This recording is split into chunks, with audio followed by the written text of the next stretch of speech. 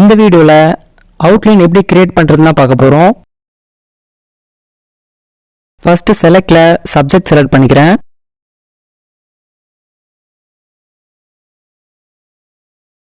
Select ஆனதுக்கப்புறம்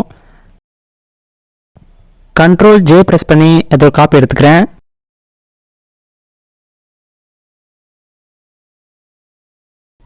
இப்போ சப்ஜெக்டும் background லேயரும் தனித்தனியாக இருக்குது. மேலே இருக்கிற லேயரை ரைட் கிளிக் கொடுத்துட்டு பிளெண்டிங் ஆப்ஷன் கொடுத்துக்கிறேன்.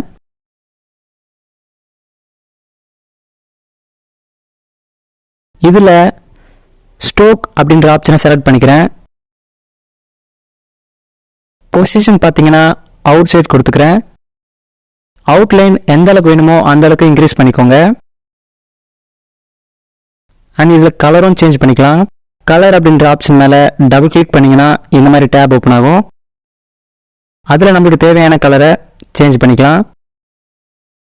கலரை செலக்ட் பண்ணிவிட்டு ஓகே கொடுத்துக்கிறேன். அவ்வளோதான், அவுட்லைன் கிரியேட் பண்ணியாச்சு. மேலும் இது போன்ற வீடியோஸ்க்கு நம்ம சேனலை சப்ஸ்கிரைப் பண்ணிக்கோங்க.